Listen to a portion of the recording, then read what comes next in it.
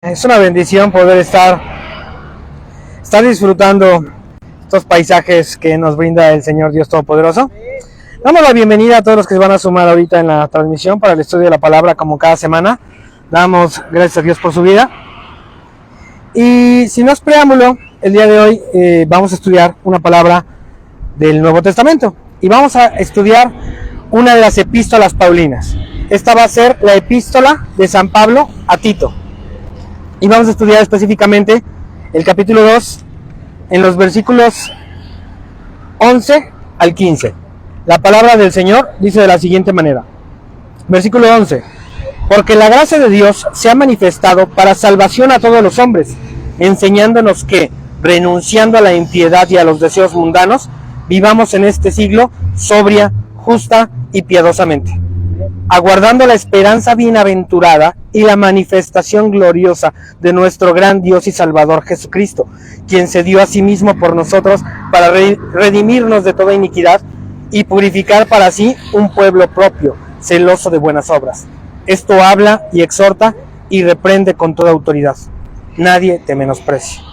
Este es el texto que vamos a estudiar el día de hoy. Es una palabra poderosa, es una palabra muy hermosa. Y para ir analizando el contexto en el que fue escrito, tenemos que posicionarnos en el año 63 o en el año 65 de nuestra era, del Señor Jesucristo.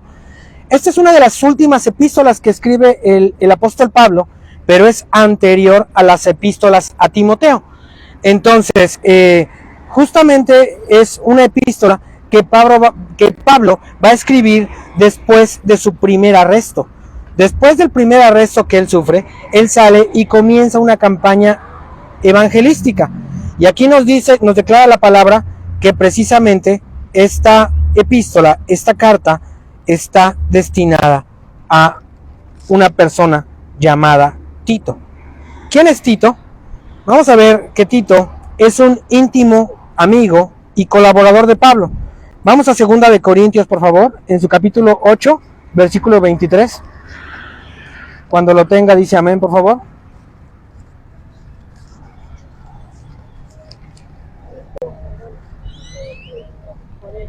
Segunda de Corintios, capítulo 8, versículo 23.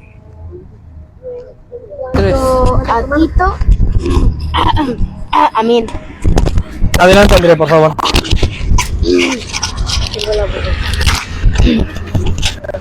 En cuanto a Tito, es mi compañero y colaborador para con vosotros.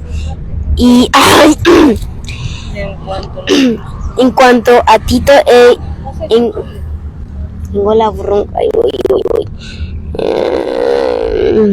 con vosotros, y en cuanto a nuestros hermanos, son mensajeros de la iglesia y gloria de Cristo. Gracias, André. Dice, en cuanto a Tito, es mi compañero y colaborador para con vosotros, y en cuanto a nuestros hermanos, son mensajeros de las iglesias y gloria de Cristo. Tito es un colaborador de los más cercanos que tiene el apóstol Pablo.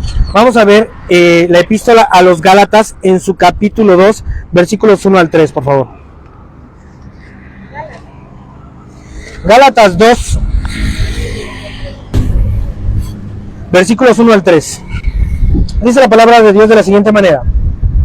Después, pasados 14 años, subí otra vez a Jerusalén con Bernabé, llevando también conmigo a Tito.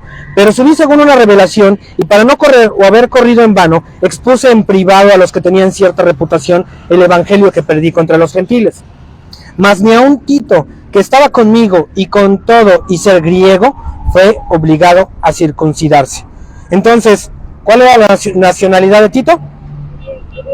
Él era griego, él era un gentil, y Tito, a pesar de haber sido un griego, un gentil, él no nace siendo judío, se convierte en uno de los principales colaboradores del apóstol Pablo. Tito encarna, a los ojos de la comunidad judía, el ejemplo de lo que es un gentil completamente nacido de nuevo. Y es precisamente a este Tito al que se le escribe esta epístola. Ahora, ¿qué es lo que está pasando con Tito en este momento?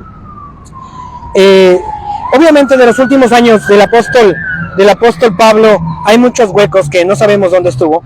Los estudiosos, los teólogos creen que después de este primer encarcelamiento fue con Tito a una misión evangelística, llegaron a Creta, a la isla de Creta, y es donde Pablo deja a Tito y él continúa con su viaje, con su travesía, sobre todo para volver a visitar las iglesias que él había fundado. Esta epístola específicamente fue escrita desde Éfeso. Entonces tenemos a un Tito que permanece en la isla de Creta. Ahora vamos a analizar que precisamente dónde es Creta, qué representa. Creta, si usted lo ha escuchado, es la isla más grande de Grecia, y por la posición que tiene, Creta históricamente tenía contactos con los países de Europa Oriental, con países asiáticos, pero sobre todo con países africanos. Era un país que, como todas las rutas marítimas atravesaban por ese lugar, ellos tenían el contacto de todas estas naciones. Y como suele pasar, ¿usted cree que tomaban lo bueno y lo mejor de todas estas naciones que los visitaban? Como suele pasar, claramente no. Los cretenses eran bastante malos en la reputación que tenían en ese entonces. A pesar de ser una ruta y un país con una cultura sumamente vasta, ellos estaban muy mal influenciados.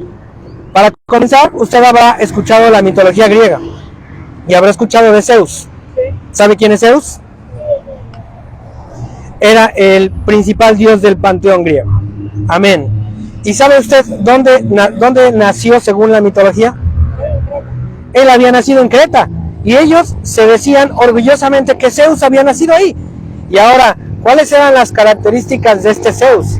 Zeus se representaba por ser un dios bueno, sincero, amoroso. ¿Amoroso? Sí. Era muy amoroso. Era demasiado amoroso. Zeus es conocido por sus múltiples amoríos. ¿Pero cómo conseguía estos amoríos? A través de la mentira, a través del engaño, a través de disfrazarse de otras criaturas. Entonces ellos estaban influenciados por muchas culturas, y su máximo ejemplo a seguir era un dios mentiroso. Ese es precisamente lo que nos va formando el contexto de Creta. Ahora, Creta en este momento es una isla de mercenarios sin honor. ¿Sabe usted qué son mercenarios? Son soldados a sueldo. Soldados que apoyan al mejor postor, al que les da más dinero, al que les paga más. Y eso precisamente era la fama de los cretenses. Los cretenses eran muy diestros, sobre todo con el arco, pero carecían de honor, no sabían decir la verdad. Ahora, precisamente esto les daba una fama en toda la zona. Le voy a leer algunas características de los cretenses de ese entonces. Dice, los cretenses entonces eran famosos como mentirosos, eran considerados indignos de confianza alguno. Nadie en el mundo antiguo tenía peor reputación que los cretenses. Dice, el mundo antiguo hablaba de 3 Cs como lo peor de lo peor: los cretenses, los cilicios y los capadocios. Bueno, los cilicios todavía tenemos ahí, todavía tienen alguna mala fama, ¿no? Cuando usted escucha de los sicilianos, y ahí como que suena medio, ya uno se pone a temblar, ¿no? Desde entonces venía esa fama, pero vamos a quedarnos con los cretenses. Dice ahora, los cretenses eran famosos por ser borrachos, insolentes, no confiables, embusteros y glotones. Hay precisamente un filósofo que se llama Polibio, que dice acerca de este pueblo. Dice, los cretenses, a causa de su avaricia innata, viven en perpetuo estado de peleas privadas y contiendas públicas y conflictos civiles. Y no sería fácil encontrar en ninguna otra parte personajes más tramposos y más falsos que los de Creta. Dice, aprecian tanto el dinero que su posesión se considera no solo necesaria, sino altamente acreditada. Y de hecho, la avaricia y la codicia son tan naturales en el suelo de Creta, que son el único pueblo del mundo entre los que es sin tacha cualquier forma de hacer dinero. Como todos los medios están justificados para ganar dinero, ver bandoleros o asaltar en los caminos, para ellos era una manera honrada de ganarse el sustento. Ese es el extremo de los cretenses. Ahora, vamos a ver otro comentarista. Dice, los habitantes de la isla tenían una mala fama de mentir de manera crónica, al grado que, según el comentarista William Hendrickson, varios autores indican que llegaron a existir los vocablos griegos cretismo para mentira y cretenciar como el verbo engañar o decir mentiras. O sea, imagínense qué fuerte, es como si realmente fuéramos al extremo y decíamos, ¿no? Hicieron y creáramos un verbo de, no sé, cancunear. Dígase de ponerse una borrachera hasta el límite en fines de semana, ¿no? O chilanguear. Dígase directamente de tomar lo que no es de uno, ¿no? Imagínense ese grado, o sea, ya de que definitivamente, o sea, ya lo veían como un verbo. O sea, cretenciar era, oye, no, me estás cretenciando. O sea, eso significaba, estás mintiendo, estás diciendo puras barbaridades, puras falacias. Imagínense, ese grado era la fama de los cretenses. Justamente hay un filósofo que se llama Epiménides, que dice lo siguiente: los cretenses son siempre mentirosos, malas bestias, glotones, ociosos. ¿Y sabe qué? Precisamente acerca de este Epiménides nos habla el apóstol Pablo. Esta frase la vamos a ver reflejada en la palabra en el capítulo 1, en el versículo 12. Dice la palabra del Señor de la siguiente manera. Dice, uno de ellos, su propio profeta dijo, los cretenses, siempre mentirosos, malas bestias, glotones, ociosas. Pablo está tomando directamente lo que está diciendo este filósofo griego y ¿saben qué dice? Es verdad, tiene toda la razón.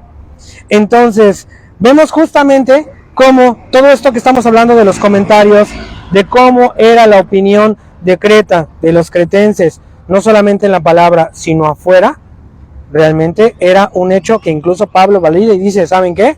Sí es cierto.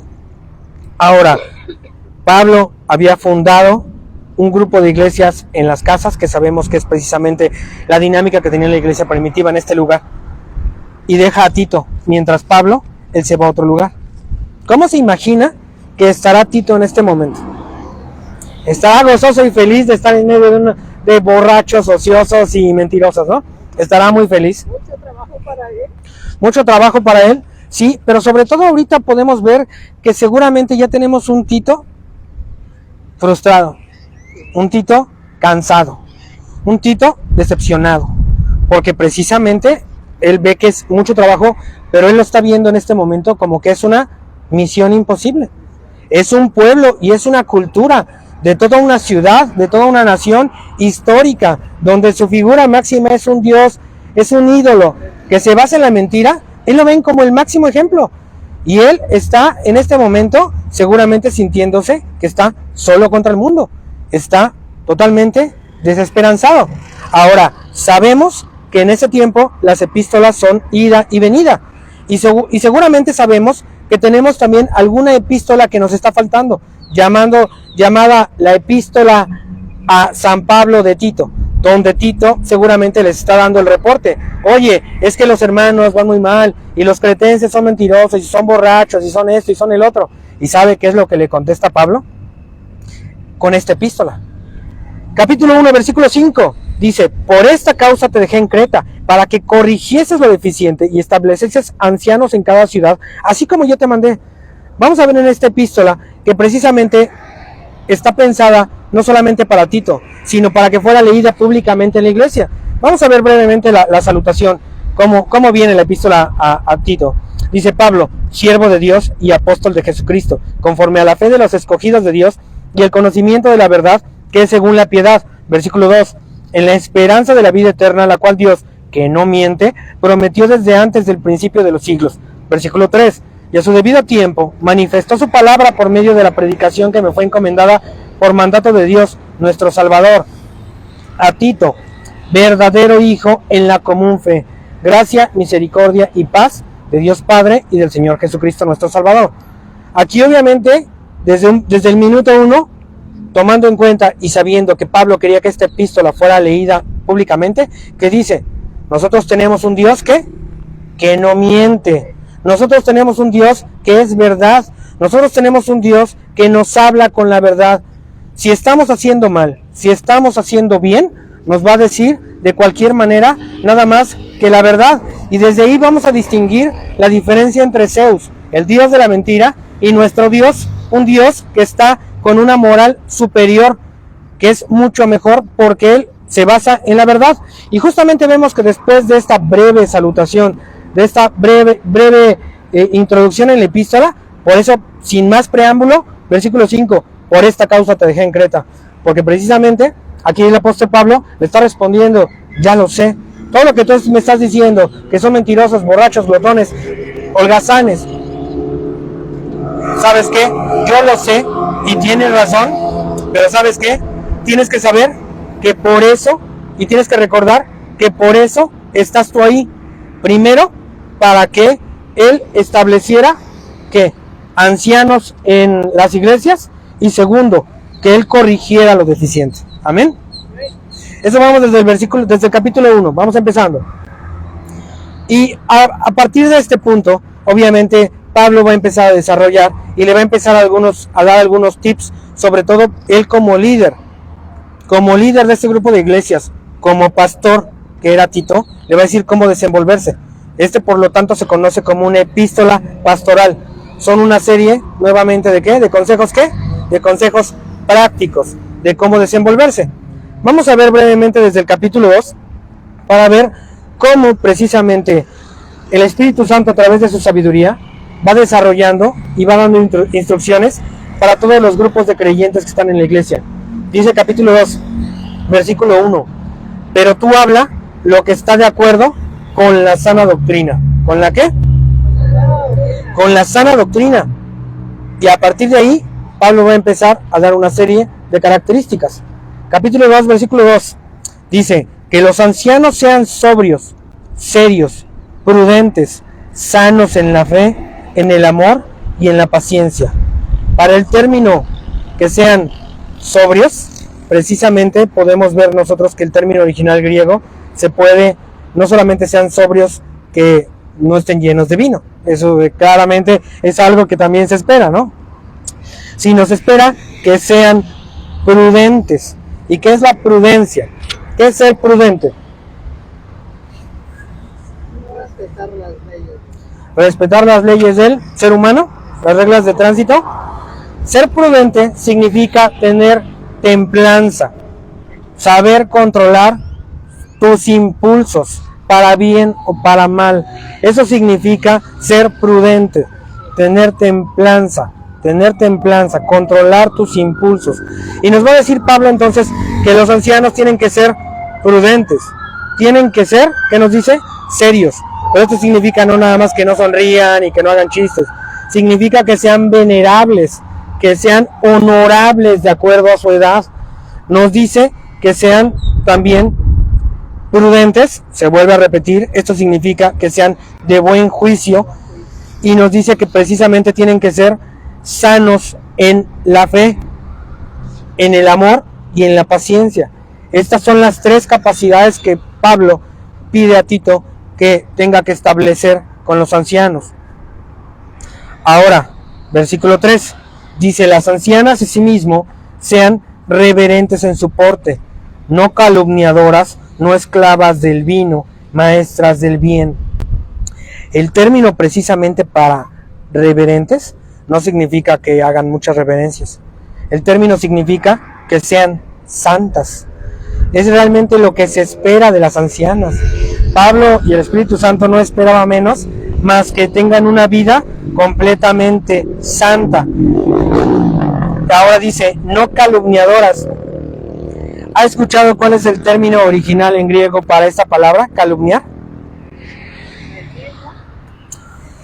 Mentir. Bueno, sí, eso significa, es uno de los significados de calumniar, pero el término original, de verdad que le va a abrir el panorama. Lo que dice la palabra original en el texto original es dice que no sean diábolos.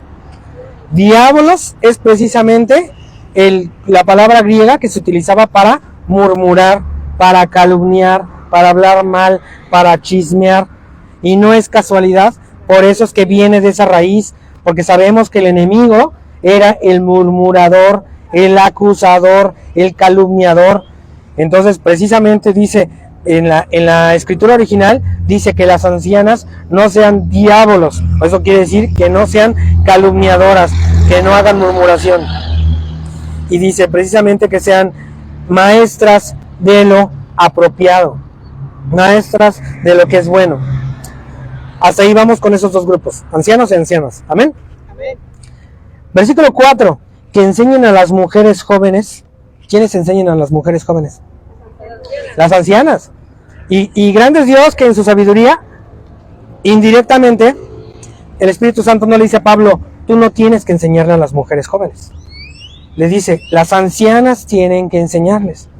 ¿Será que Tito no tiene el conocimiento para enseñarle a las mujeres jóvenes? Sí lo tiene. ¿Y por qué cree usted que la palabra del Señor nos dice que sean las ancianas las que enseñen a las mujeres jóvenes?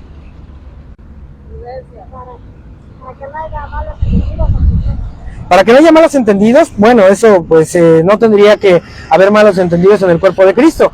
Si vamos precisamente a la epístola, al inicio, capítulo 1, versículo 1, capítulo 1, versículo 15, dice, todas las puras son puros para los puros, mas para los corrompidos e incrédulos nada les es puro.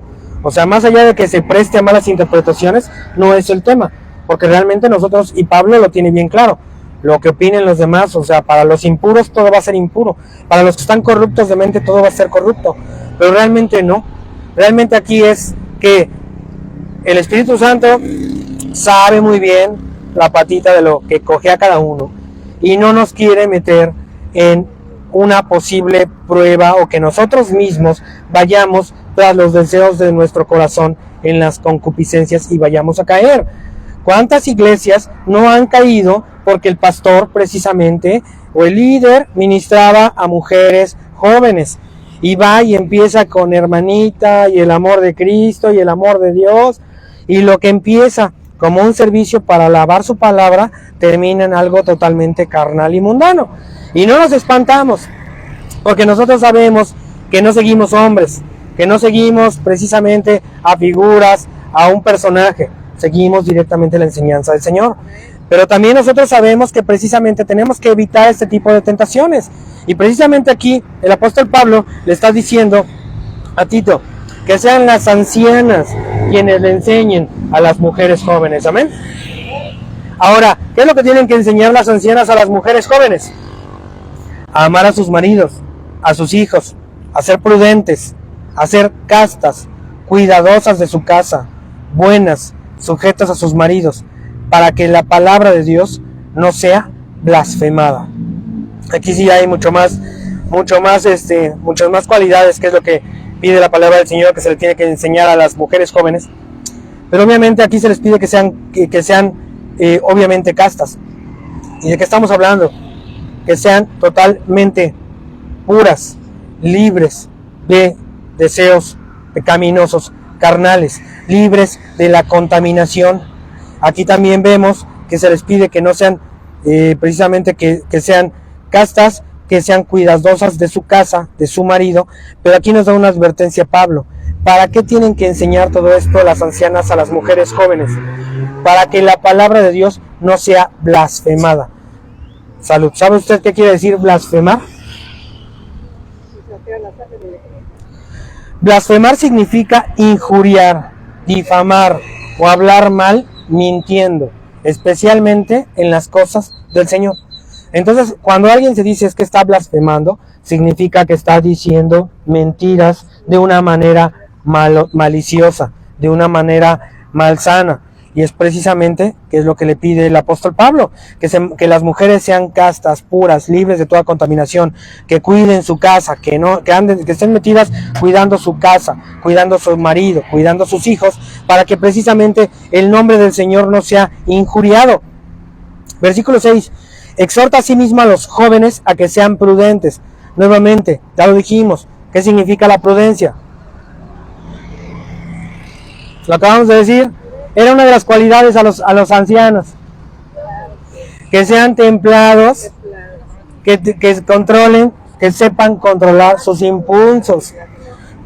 Eso es precisamente lo que se pide de los jóvenes, que también sean prudentes. Y versículo 7 dice, presentándote tú en todo ejemplo de buenas obras, en la enseñanza, mostrando integridad, seriedad, palabra sana e irreprochable, de modo que el adversario se avergüence y no tenga nada malo que decir de vosotros. Versículo 9.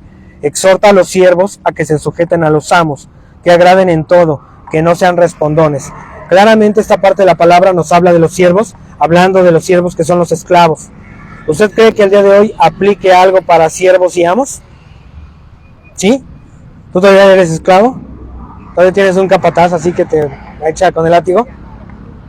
No, pero sabemos que tenemos relaciones de jerarquía, que cuando uno va a trabajar usted tiene un jefe. Y esa es la misma manera en que nosotros tenemos que aplicar estas relaciones siervo. Precisamente, ¿cuántas veces no somos respondones con los jefes? Y de todo nos estamos quejando, de todo estamos murmurando. ¿Y qué nos dice precisamente Pablo? No sean respondones, no defraudando. Desde ese entonces era muy común que el esclavo agarraba parte, no sé, de las cosechas, de las ganancias del amo y, véngase para acá. Y eso no pasa en el trabajo hoy en día, ¿no? Hay gente que agarra y todo lo de la oficina, engrapadoras, perforadoras y todo, así va armando su papelería en su casa, ¿no? Y precisamente lo que está diciendo el apóstol Pablo, tienes que mostrarte fiel en todo, no defraudando. Y dice, y continúa la palabra del Señor en versículo 10, para que en todo adornen la doctrina de Dios nuestro Salvador. Yo cuando leía este versículo, o sea, uno tiene que acostumbrarse a, de pronto, pues tratar de meditar en la palabra, y no se trata solamente de leer y todo aceptarlo, sino se necesita muchas veces hacer una reflexión profunda. Yo me preguntaba, nuevamente les vuelvo a repetir, dice, para que en todo adornen la doctrina de Dios nuestro Salvador. La doctrina de Dios, la doctrina del Evangelio, ¿necesita ser adornada? ¿Cree usted que necesitamos nosotros adornar la doctrina del Señor? ¿Sí o no? Levanten la mano. ¿Quién dice que sí necesita ser adornada? Levanten la mano. 1, 2. Bueno, levántala bien, no se queda a la mitad, porque luego dicen así como de medio así, 1. ¿Y quién no cree que la palabra del Señor necesita ser adornada? Levante la mano. Bueno, y hay gente que veo que no levanta la mano ni una ni otra, entonces no sabe, ¿no? Prefiere no responder. El término original en esta parte de la Escritura nos dice precisamente que la doctrina de nuestro Dios y Salvador tiene que ser cosmeo, que significa embellecer, o más bien significa decorar, y sobre todo con gemas y con joyas, para mostrar la verdadera belleza. De aquí viene el término cosmético, ¿no? Y precisamente de aquí, por eso es que también nosotros cuando pensamos en adornar cosméticos, maquillaje, lo vemos como estamos acostumbrados hoy en día, ¿no? Vemos TikToks que hay personas que de verdad se ven de una manera sumamente terrible, parece que vienen disfrazadas y saliendo de Halloween, y ponen su transformación, cómo se echan kilos de maquillaje y bases y pintura, y terminan siendo una persona totalmente distinta, ¿no? Parece que se pusieron una máscara y terminan engañando a todo el mundo. Pero eso, déjenme decirles que no era la idea original del cosmético. El cosmético precisamente es para resaltar los rasgos naturales. Antes, en la antigüedad, era para resaltar los rasgos de los ojos, de los labios, un poquito más. O sea, ya no como lo vemos ahora con los kilos y los kilos. Y precisamente nos dice el apóstol Pablo, ¿por qué tenemos estas guías de comportamiento? ¿Por qué Pablo nos está diciendo el comportamiento de ancianos, de ancianas, de mujeres jóvenes, de jóvenes? Porque nosotros tenemos que adornar la doctrina de nuestro Señor. ¿Qué es lo que pasa si usted va en contra de todas estas recomendaciones que está haciendo el apóstol Pablo? Y usted va y después de meterse una buena borrachera el viernes en la noche, todavía medio crudo y todavía así, todo desfajado, va y le intenta hablar a alguien del amor de Cristo. ¿Lo van a creer? Pues claro que no lo van a creer. ¿El mensaje que estamos diciendo es verdadero? Sí es verdadero. El evangelio ahí está. Y el mensaje de la cruz ahí está. Y que nosotros lo digamos o no lo digamos, eso no lo hace más o menos verdadero. Pero es nuestra labor presentarnos dignos para adornar, para embellecer y para mostrar la verdadera belleza del evangelio de nuestro Señor. Amén. Dele glorias al Señor, por favor.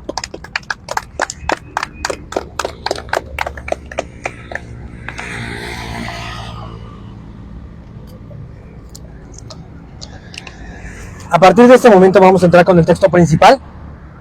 Ya tenemos buen parte del contexto de lo que tenemos, qué es lo que está hablando Pablo. Y vamos a entrar ya de lleno con el clímax, con la cumbre del capítulo 2 de la epístola a Tito. Y dice de la siguiente manera, versículo 11: porque la gracia de Dios se ha manifestado para salvación a todos los hombres. Vamos término por término para que estemos completamente seguros y vayamos completamente certeros y firmes en la palabra del Señor. ¿Qué significa gracia? Y lo decimos todo el tiempo como iglesia evangélica. Es que estamos en la época de la gracia y vivimos en la gracia y la gracia de nuestro Señor. ¿Sabe usted qué significa gracia? Regalo, ese sí, una de las definiciones. Entonces, cuando vivimos en la época de la gracia, ¿significa que vivimos en la época del regalo? Pregunto. El término original para gracia precisamente se conoce con el término charis y significa amabilidad, pero sobre todo significa bondad inmerecida. Como bien lo dice la hermana Susana, es un regalo, pero sobre todo tenemos que entender que son las dos cosas. Es un regalo inmerecido, es un regalo que nosotros no habíamos ganado por ninguna de nuestras acciones, por ninguna de nuestros medios. Eso es la gracia de Dios. Y dice, porque la gracia de Dios se ha manifestado. Aquí el término, me encanta este término, porque el término original en el griego es el término epifaino. Epifaino viene precisamente, hay un término actual que se llama tener una epifanía, viene de este término. ¿Y qué significa epifaino o la epifanía actual?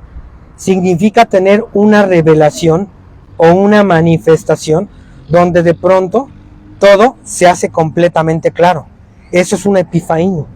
Pero ahora, sobre todo, en el término griego, era el término que se utilizaba para los astros, para las estrellas, y estrellas como nuestro sol.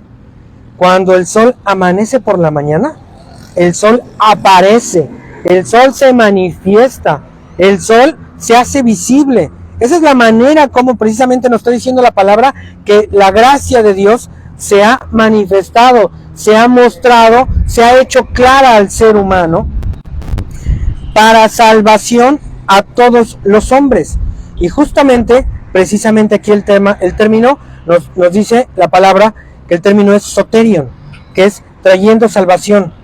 Pero ¿qué tipo de salvación? ¿De qué nos salva? Del pecado. Es específicamente de la salvación del pecado lo que nos está trayendo la gracia de nuestro Dios. Amén. Ahora, cuando usted piensa en este versículo, tiene usted que pensar en la cruz, en ese momento glorioso de la humanidad, cuando está nuestro Salvador en la cruz, en el Gólgota, en el Calvario, y entrega su vida por nosotros.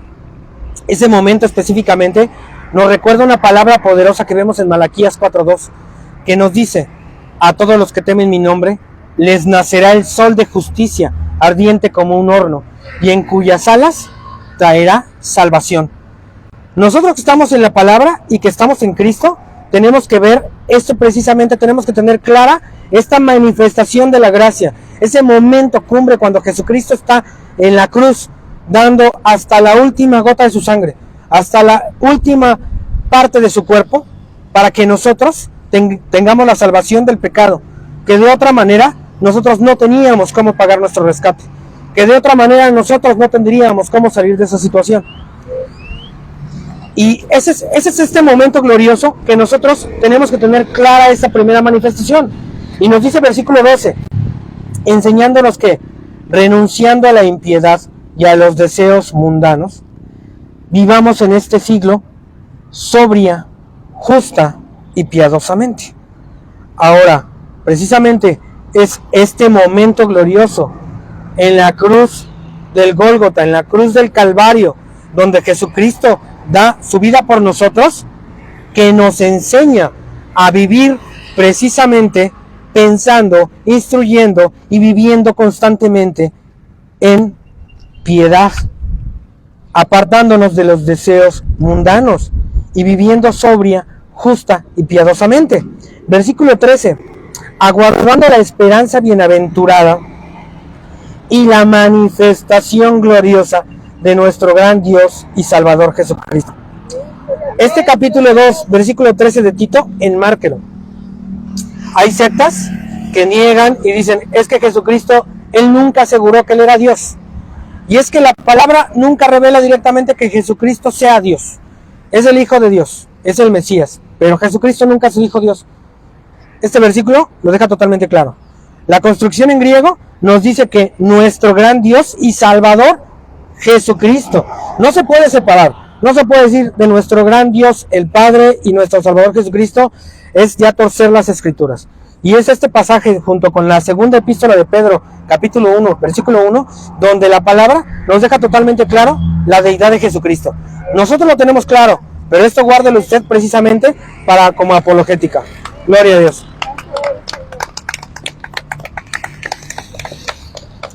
Ahora, precisamente, ¿cuál es la esperanza bienaventurado? El término original nos dice que es Macario Elpis.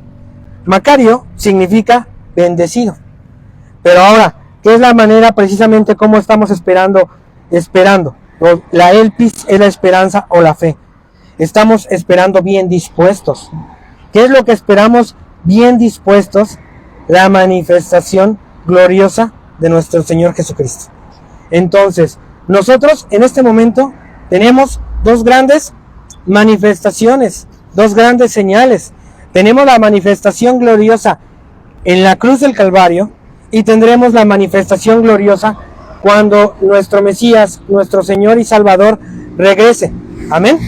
Tenemos esas dos señales y es justamente el estar claros en dónde estamos lo que nos va a orientar en cómo nosotros tenemos que vivir y cómo nosotros tenemos que comportarnos. Nos dice la palabra, precisamente, cuando nosotros sabemos que nuestro Dios y Salvador se dio a sí mismo por nosotros, para redimirnos de todo pecado y para purificar para sí un pueblo propio, nosotros vamos a vivir como celosos de buenas obras. ¿Cómo? Celosos de buenas obras. ¿Y qué significa ser celoso? Cuidar. Últimamente, cuando usted busca qué son los celos y busca la parte de celos en internet, como estamos en medio de una generación bastante tóxica, ¿no? Los celos se han considerado como algo malo, como algo muy malo, ¿no? Y usted busca celos y te dice, no, terapia psicológica y cosas así. Pero ahí precisamente nos dice la palabra que tenemos un Dios celoso. Entonces significa que tenemos un Dios que tiene un mal sentimiento. La palabra original para celos viene del griego, que es precisamente celotes, que significa estar ardiendo, estar en un estado de ebullición, sentirse así hirviendo, que la sangre te hierve por dentro. Y esa es precisamente la manera que debería de vivir el pueblo de Dios, hirviéndole la sangre por hacer buenas obras, por hacer las obras que nos acaba de escribir Pablo a lo largo de todo el capítulo 2, siendo prudentes, siendo honestos, amando a nuestro prójimo, no siendo deshonestos, porque precisamente es esto lo que nos recuerda la cruz de Cristo, que nosotros tenemos que seguir nosotros un buen camino. Versículo 15, para cerrar, nos dice, esto habla y exhorta y reprende con toda autoridad, nadie te menosprecie. La palabra nos dice, mantente hablando. O sea, de esta manera no es tanto como esto habla y exhorta. O sea, es esto, tienes que seguir hablando y tienes que seguir exhortando. Ahora, ¿qué significa exhortar? La palabra original en griego para exhortar significa poner al descubierto. Es cuando alguien está haciendo algo malo, ponlo al descubierto para que él lo vea y para que lo pueda corregir. Y termina con una frase muy corta que dice, nadie te menosprecie. ¿Usted cree que Tito puede lograr que la gente lo respete, que nadie lo menosprecie? ¿Sí? Tú puedes hacer lo que está en tu alcance y tú puedes hacer lo que está de acuerdo a la sana doctrina y a la sana enseñanza. Tú tienes que comportarte de acuerdo a los principios que acabamos de ver de la sana doctrina. Pero eso significa que no necesariamente y no siempre la gente te va a respetar. Nosotros predicamos un evangelio que es de amor, que es de misericordia, de amor al prójimo. Y eso significa necesariamente que la gente nos va a respetar, que la gente nos va a dejar de menospreciar. claramente, ¿no? Hay gente que seguramente no escuchará el mensaje. Y Tito tenía esas dos cosas. A pesar de que era un ferviente colaborador de Pablo, era hijo de la fe, Pablo lo convirtió, lo enseñó, había gente que lo menospreciaba. ¿Por qué? Porque Pablo era un varón joven y además él era gentil, él era griego, él no había sido parte del pueblo judío. Pero precisamente Pablo se lo dice de esta manera: nadie te menosprecie. Esto no significa que no dejes y vayas dándole tumbos y vayas pegándole a todo mundo para que te respeten. Esto significa, no dejes que cuando alguien te menosprecie, te afecte a ti en lo personal. No dejes que cuando alguien te menosprecie, tú te lo tomes a pecho. Porque tú debes de tener claro quién eres. Amén. Dele gloria al Señor, por favor. Este pasaje es sumamente importante y es sumamente poderoso y quiero que usted lo tenga bien claro. Hace un par de semanas, en el servicio del domingo, preguntamos ¿a dónde vas? ¿Verdad? Preguntábamos ¿a dónde vas? Cuando usted va al Google y le dice, no sé, Plaza Las Américas, para saber usted a dónde va, necesita dos cosas. Y el primero es el destino. Usted va al Google y le pone, bueno, quiero ir a Plaza Las Américas. ¿Pero qué le va a preguntar el Google Maps? ¿Dónde estás? ¿Cuál es tu punto de origen? Y es justamente lo que nos va a enseñar este pasaje. Tenemos un Tito que está totalmente perdido, desconsolado, desconcertado, que él se siente que está rodeado de puros mundanos. ¿Y qué es lo que nosotros podríamos pensar en esta situación? Es lo mismo que han pensado muchas iglesias: aislarnos. Y nosotros decir, no, es que yo no me voy a contaminar con la mundanidad. Y entonces nos replegamos. Hay comunidades, hay grupos religiosos que definitivamente crean sus comunidades para no tener contacto con el mundo. ¿Sí los ha visto? ¿No? Grupos como los Amish, los menonitas, que esos definitivamente para no contaminarse del mundo, ¿qué hacen? Se van a unas comunidades alejadas. Y esa es la reclamación de Tito a Pablo. Le dice, oye, es que son borrachos, son mundanos, son mentirosos, son holgazanes, estoy cansado, estoy desesperado, estoy desanimado. Y esa es la respuesta que le da Pablo y que nos da el Espíritu Santo ante esta situación es, en donde quiera que estés, ubícate donde estás. Pero no ubícate geográficamente, no digas, bueno, es que estoy aquí en la avenida, estoy en mi casa. Tienes que ubicarte donde estás de acuerdo a la gran historia bíblica, de acuerdo al Evangelio de nuestro Señor. Y usted tiene que tomar estas dos referencias como guía. Hacia atrás, la primera gran manifestación, ¿qué era cuál? ¿Cuál era la primera gran manifestación? La de Jesucristo en la cruz del Calvario. Esa es la primera gran manifestación y la primera gran manifestación que no se nos olvida. Ese momento en que Jesucristo dio hasta la última gota de su sangre por nuestros pecados. Nosotros tenemos, cuando estamos en el Evangelio, lo vemos con una claridad asombrosa. Lo vemos como realmente como una señal, como ese sol de justicia que está saliendo para todas las naciones, para limpiarnos de nuestros pecados. Nosotros que estábamos así en el piso, revolcándonos en nuestra inmundicia, en nuestros pecados, en nuestra suciedad, en ese momento nuestro Señor y Salvador dio su vida por nosotros y nos levantó sin nosotros merecerlo. Eso es la gracia. Nosotros sin merecerlo, lo que nos dijo, levántate. Y sobre todo nos dijo, vive, vive. Ese es precisamente el mensaje y esa es la gran manifestación. Y eso nosotros tenemos que tenerlo claro hacia atrás. Esa es la primera gran manifestación. Y la segunda gran manifestación que tenemos hacia adelante, ¿cuál es?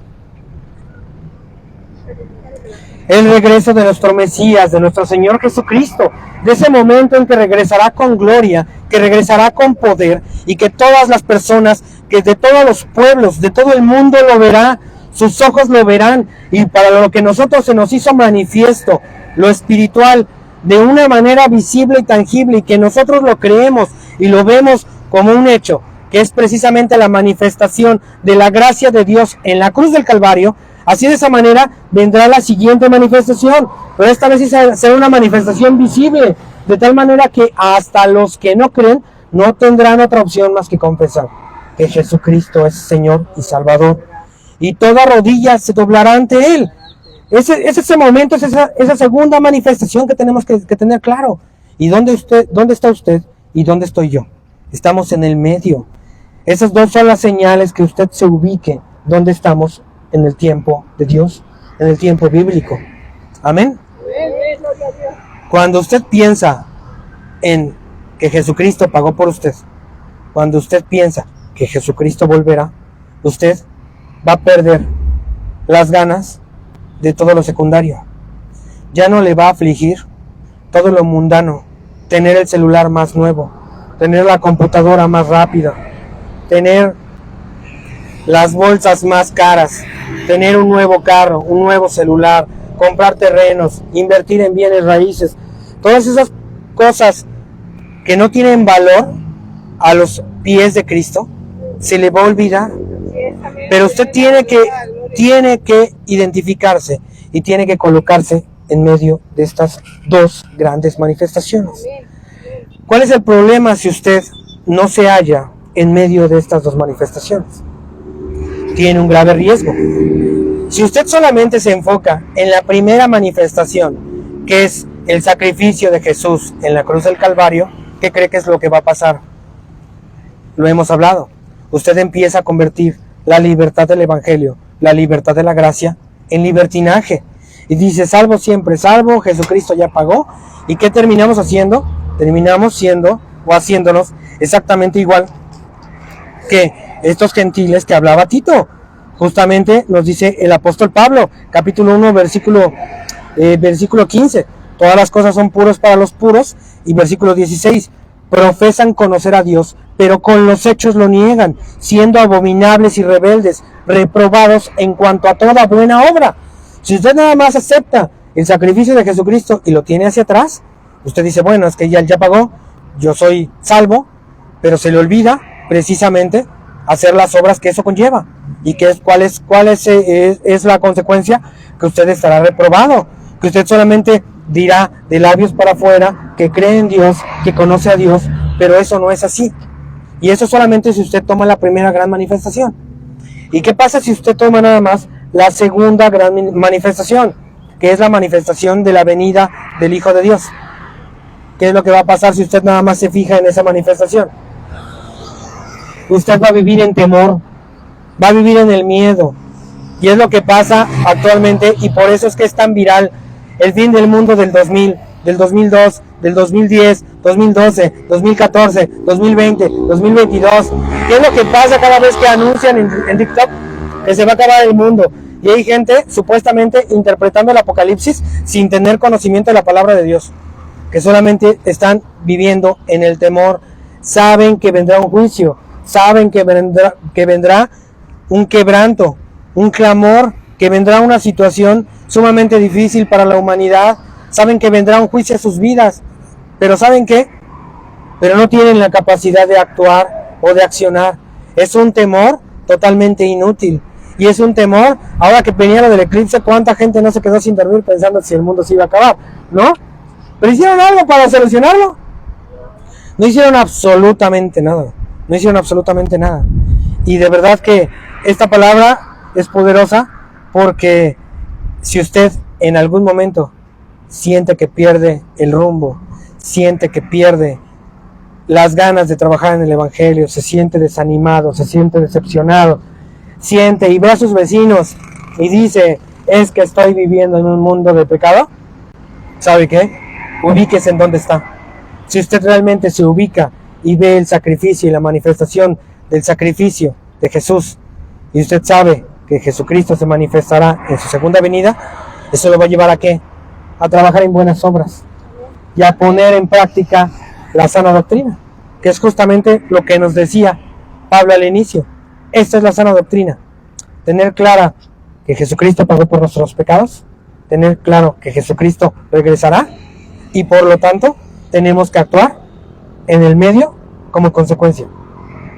No hay una época más gloriosa, más grandiosa que la que estamos viviendo el día de hoy, ¿saben? Y no lo estamos aprovechando. Porque el pueblo antiguo, ellos sabían que iba a venir un Mesías. Pero ellos esperaban un rey como David, un rey guerrero, un rey poderoso de acuerdo al mundo. O esperaban un Salomón, un rey sabio con muchas riquezas. Pero el reino de Dios estaba más allá. Y en eso fallaron. nosotros tenemos la oportunidad de ver la obra del Señor consumada. Nosotros podemos al día de hoy ver claramente ese amor de Dios que tiene por nosotros. No hay mejor manera de expresarlo que precisamente ver el sacrificio por voluntad propia de Jesús en la cruz. Esa es la máxima expresión de amor que tenemos de Dios. Y nosotros vivimos en medio sabiendo y teniendo la certeza de que volverá. Amén. Dele gloria al Señor. La próxima semana seguiremos estudiando precisamente esta epístola. Es una epístola muy corta, pero tiene una doctrina muy condensada y muy práctica y útil para nuestro día a día. Amén. Muy bien, póngase de pie. Vamos a orar por la palabra y por el servicio del día de hoy.